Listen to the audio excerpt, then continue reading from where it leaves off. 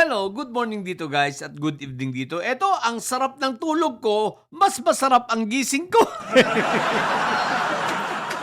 kakagising lang na, kakagising lang natin guys. At eto agad ang bumungad na balita sa akin. 284, 8 and 4 or 284 affirmative, 8 ang nag-against and 4 ang nag-abstain. Ito po ang nangyaring botohan sa plenaryo sa pag-adapt ng report ng Committee on Justice regarding sa impeachment ni PBBM. Ano ang ibig sabihin? Wala na po, tuluyan ng namatay ang impeachment ni PBBM. Patay kayo. Guys, pero eto very significant numbers, no? Which is 284 congressman, compare sa 8 na nag-against. Sa 8 nag-against na ito, tandaan ninyo yung tatlo rito galing sa Makatae Black. So may 5 na iba pa. Tapos may 4 na nag-abstain. Yung nag-abstain, sigurado ako hindi yun pro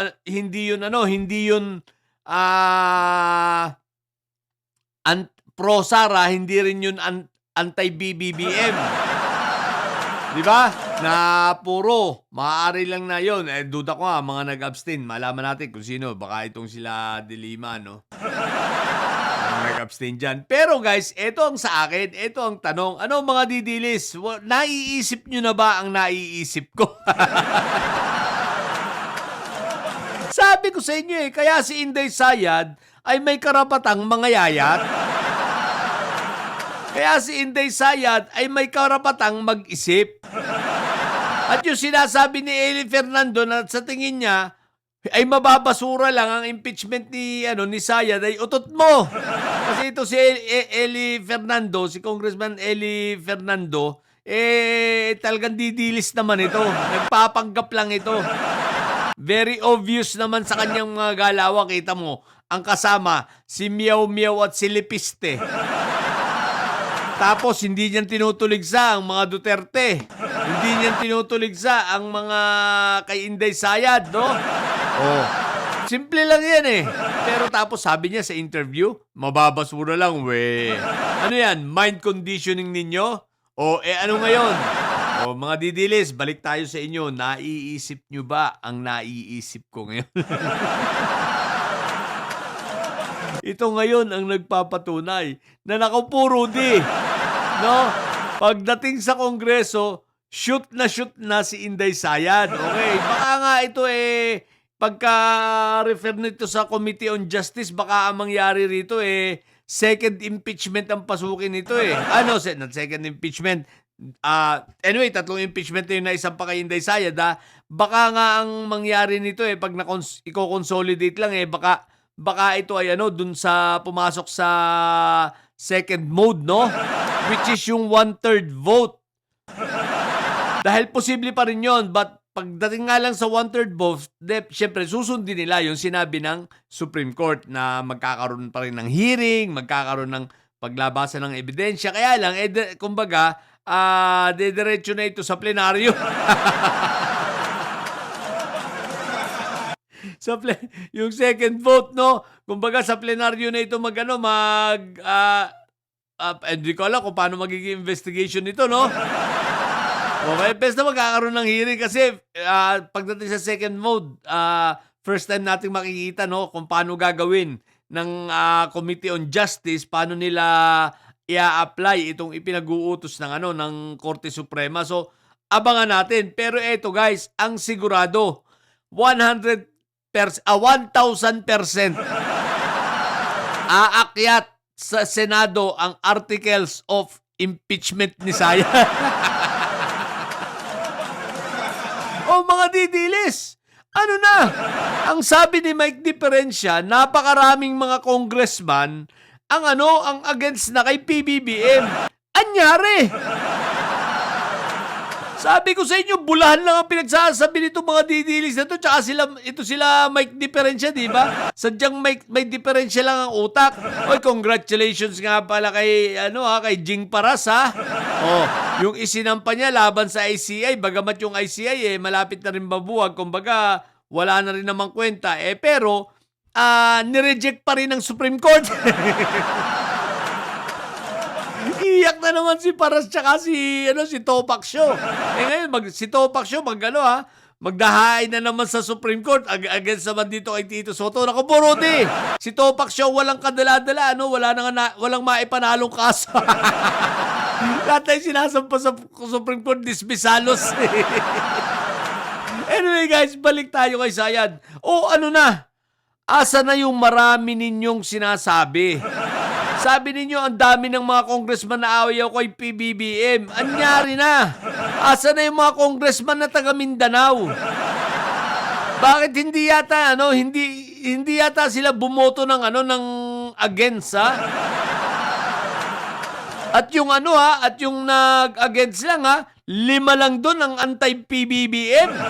Na talagang sabihin na natin yung buo ng 8 kasama ang Makabayan Black rito. Kasi yung Makabayan Black, anti-Sara rin yun, eh.